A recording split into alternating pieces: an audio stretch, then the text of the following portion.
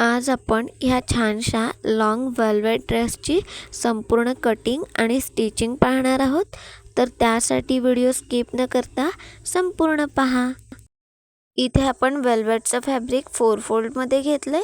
समोरच्या साईडला याची ओपन बाजू आहे. याची घडी आपण छातीनुसार घेतली आहे. कशी ते पाहूयात.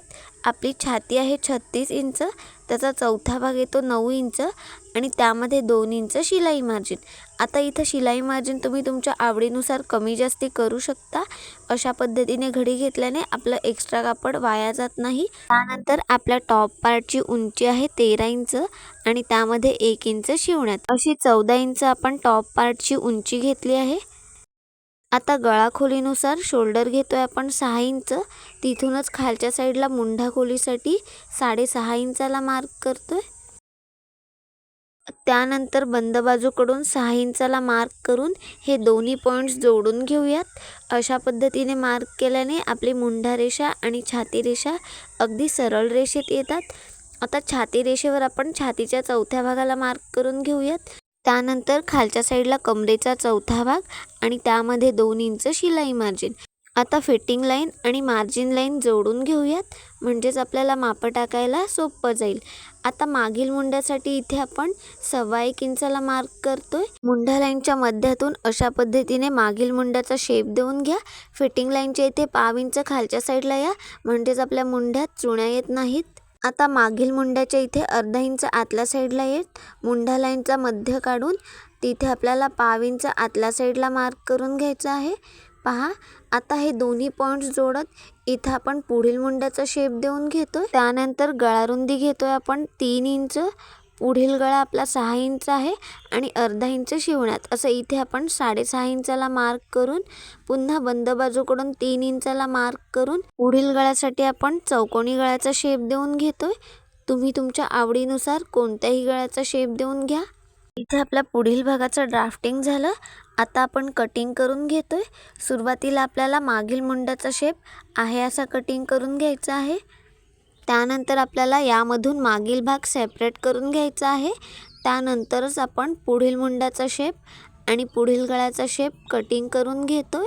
इथे आपण एकाच वेळी पुढील आणि मागील दोन्ही भागाचं ड्राफ्टिंग कटिंग केलं. पहा, आता आपण मागील भाग घेऊया. गळारुंदी घेतली होती आपण 3 इंच. मागील गळ्याची खोली आहे आपली 4.5 इंच आणि त्यामध्ये अर्धा इंच शिवण्यात. असं 5 इंचाला मार्क करून पुन्हा बंद बाजूकडून 3 इंचाला मार्क करून इथे हा बॉक्स तयार करून घेतोय. या बॉक्समध्ये तुमच्या आवडीनुसार कोणत्याही गळ्याचा शेप देऊन घ्या. इथे मी मागील गळ्यासाठी गोल गळ्याचा शेप देऊन घेतला. आता इथे आपण गळ्याचा शेप कटिंग करून घेतोय. पहा, इथे आपला पुढील आणि मागील दोन्ही भागाचं ड्राफ्टिंग कटिंग झालं. आता आपण बाहीचं कटिंग करतोय. त्यासाठी इथं मी मेन फॅब्रिक 4 फोल्डमध्ये घेतलंय. समोरच्या साईडला याची ओपन बाजू आहे. कापडाची घडी कशी घेतली ते पाहूयात. आपल्या छातीचा चौथा भाग येतो 9 इंच. त्यामधून आपल्याला अर्धा इंच मायनस करायचं आहे. इथे आपण 8.5 इंचाची कापडाची घडी घेतली आहे. आता आपण 36 छातीनुसार कॅफ हाईट घेतोय 3.6 इंच. 3.6 इंचाला मार्क करून इथं आपल्याला अर्ध्यात अशी लाईन आखून घ्यायची आहे. आता यामधून आपण 2 इंच मायनस करून घेतोय, जे की आपलं शिलाई मार्जिन आहे. आता इथून आपल्याला बंद बाजूपर्यंत अशी क्रॉस लाईन आखून घ्यायची आहे. त्यानंतर बंद बाजूकडे 1 इंचाला मार्क करून घ्या. आता ह्या लाईनचा आपल्याला मध्य काढून घ्यायचा आहे. टेप अशा पद्धतीने मध्यात फोल्ड करून मध्यात मार्क करून घ्या. आता जिथे आपला मध्य आलाय तिथं आपल्याला वरच्या साईडला अर्धा इंचाला मार्क करून घ्यायचं आहे. आता हे दोन्ही पॉईंट्स जोडत इथं आपण मागील मुंड्याचा शेप देऊन घेतला. त्यानंतर मध्यातून फिटिंग लाईनपर्यंतचा मध्य काढून घ्या. तिथे खालच्या साईडला 1.5 इंचाला मार्क करून हे दोन्ही पॉईंट्स जोडत इथं आपल्याला पुढील मुंड्याचा शेप देऊन घ्यायचा आहे. इथे आपल्या दोन्ही मुंड्यांमधलं अंतर हे 1.25 इंच येणं गरजेचं आहे. त्यानंतर बाहीच्या बॉटमला दंडघेराचा मार्क करून घ्या आणि त्यामध्ये 2 इंच शिलाई मार्जिन. आता मार्जिन लाईन आपण जोडून घेऊयात. इथे आपण बाहीचं ड्राफ्टिंग करून घेतलं. आता आपण कटिंग करून घेतोय. सुरुवातीला आपण मागील मुंड्याचा शेप आहे असा कटिंग करून घेतोय. त्यानंतर बाहीचे दोन्ही पीस अशा पद्धतीने ओपन करून घ्या. त्यानंतरच आपल्याला पुढील मुंड्याचा शेप आहे असा कटिंग करून घ्यायचा आहे। इथे आपण बाहीचं कटिंग करून घेतलं। आता आपण कुर्तीचा घेर कटिंग करून घेतोय। त्यासाठी इथे मी 2.5 मीटर फॅब्रिक सुरुवातीला चौकोनी शेपमध्ये फोल्ड करून घेतलं। आता ह्या चौकोनी शेपची घडी आपण त्रिकोणी फोल्ड करून घेतोय। पहा, तुमच्या लक्षात आलंच असेल, सुरुवातीला आपण चौकोनी शेपमध्ये फोल्ड करून घेतलं, त्यानंतर ह्याची घडी आपण त्रिकोणी शेपमध्ये करून घेतली। पाहताय, त्या कापडाच्या वरच्या साईडला जिथं आपला टॉप पार्ट बसेल तिथं आपण अशा पद्धतीने ठेवून घेतला। पाहताय, आपल्या कापडाची घडी ही संपूर्ण अशी दिसते। आता कमरेच्या भागाच्या इथून तुम्हाला जितकी उंची हवी आहे त्यानुसार खालच्या साईडला मार्क करून घ्या। इथे मी घेरची उंची 28 इंच घेतली आहे। कमरेच्या भागाच्या इथून खालच्या साईडला 28 इंचाला मार्क करून इथं आपण गोल शेप देऊन घेतलेला आहे। पाहताय, आता कुर्तीचा बॉटमचा शेप गोल शेपमध्ये कटिंग करून घ्या। त्यानंतर वरच्या साईडला जिथं आपला कुर्तीचा टॉप पार्ट होता तिथं सुद्धा आपण कटिंग करून घेतलंय।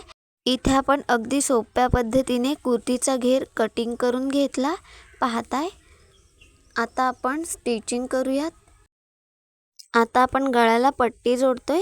त्यासाठी इथं मी ही कॉटनची 1.25 इंच रुंदीची पट्टी कटिंग करून घेतली आहे। ही पट्टी आपल्याला 1/2 इंचाला आतल्या साईडला फोल्ड करून त्यावर आपल्याला टीप देऊन घ्यायची आहे। आपलं मेन फॅब्रिक हे वेल्वेटचं आहे, म्हणून इथं आपण ही कॉटनची पट्टी घेतली आहे। नवीन शिकत असाल तर कॉटनचीच पट्टी वापरा, तरच तुम्हाला गळ्याला पट्टी जोडायला सोपं जाईल।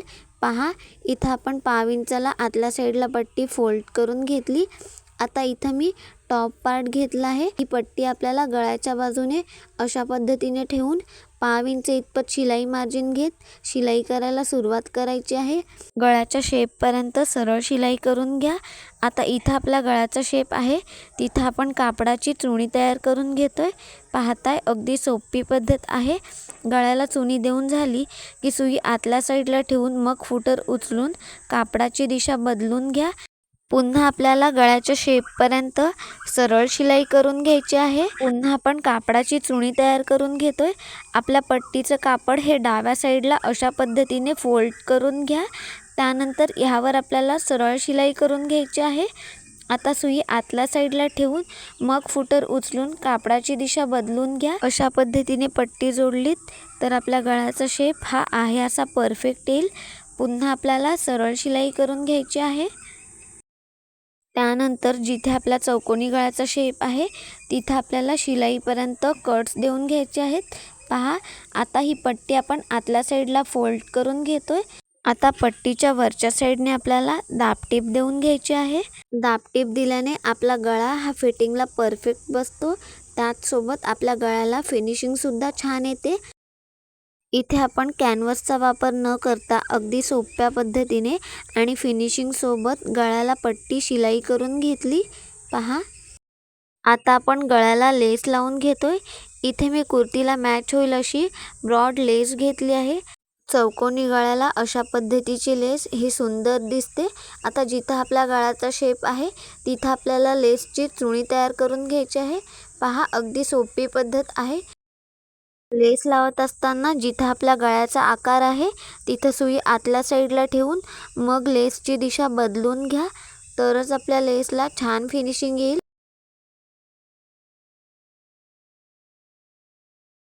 पुन्हा आपण दुसऱ्या साईडला अशा पद्धतीने लेसची चुणी तयार करून घेतली।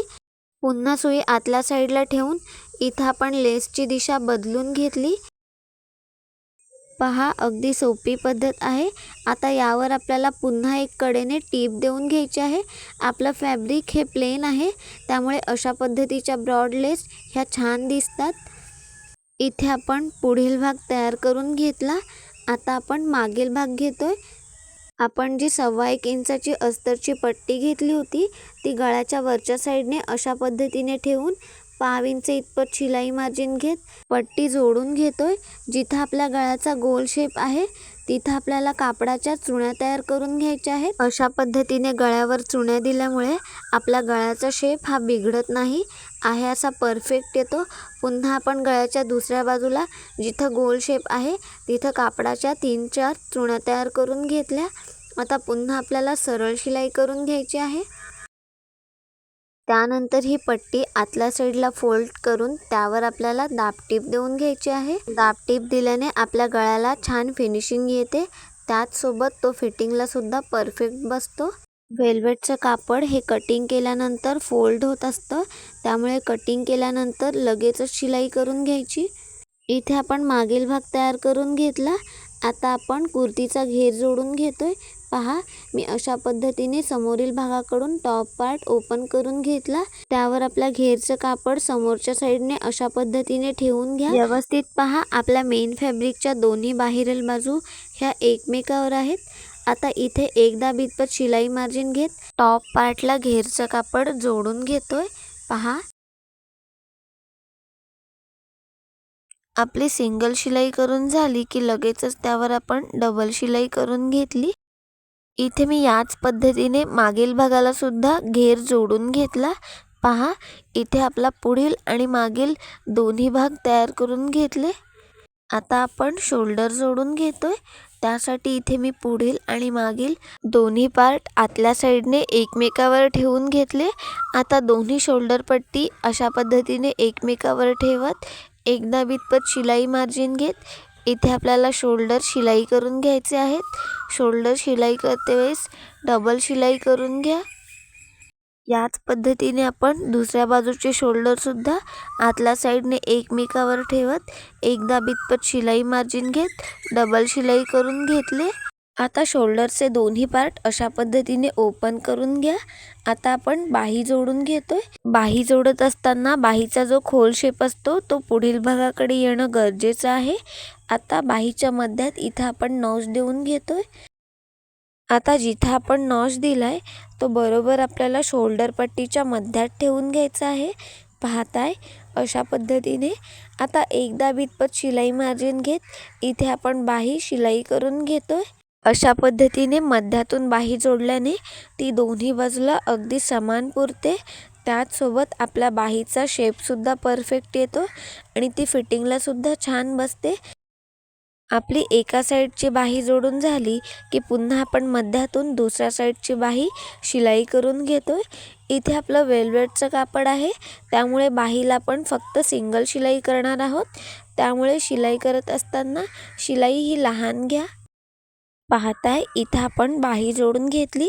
आता बाहीच्या बॉटमला म्हणजेच दंडघेराकडील भागाला इथं आपण लेस लावून घेतोय. त्यासाठी दंडघेराकडील कापड 1/2 इंच बाहेरच्या साईडला फोल्ड करून घ्या. आता त्यावर अशा पद्धतीने लेस ठेवून इथं आपण अगदी कडेने टीप देऊन घेतोय. याच पद्धतीने आपल्या दंडघेराकडील 1/2 इंच कापड समोरच्या साईडला फोल्ड करून त्यावर आपण लेस ठेवून शिलाई करून घेतोय. इथे आपलं वेल्वेटचं कापड आहे, त्यामुळे अशा पद्धतीने आपण लेस लावून घेतोय. पहा, आपली लेस ब्रॉड असल्याने पुन्हा आपल्याला लेसच्या वरच्या साईडने एक टीप देऊन घ्यायची आहे. इथे पाहता याच पद्धतीने आपण दुसऱ्या बाजूची बाही सुद्धा तयार करून घेतली. आता आपण मार्जिन शिलाई करून घेतोय. दोन्ही पार्ट आपण आतल्या साईडने एकमेकावर ठेवून घेतले. आता एकदा बितपत शिलाई मार्जिन घेत इथे आपल्याला अगदी कडेने टीप देऊन घ्यायची आहे. वेल्वेटचं कापड हे कटिंग केल्यानंतर रोल व्हायला सुरुवात होते, त्यामुळे जेव्हा तुम्ही कटिंग कराल तेव्हा लगेचच शिलाई करून घ्या. त्याचसोबत वेल्वेटच्या कापडामध्ये अस्तर टाकण्याची सुद्धा गरज नसते. पहा, इथे आपण एकदा बितपत शिलाई मार्जिन घेत संपूर्ण एका बाजूला शिलाई करून घेतली. शेवटी शिलाई लॉक करून घ्या. आता याच पद्धतीने आपल्या कुर्तीच्या दुसऱ्या बाजूचे सुद्धा दोन्ही पार्ट आतल्या साईडने एकमेकावर ठेवत एकदा बितपत शिलाई मार्जिन घेत इथे आपण मार्जिन शिलाई करून घेतोय.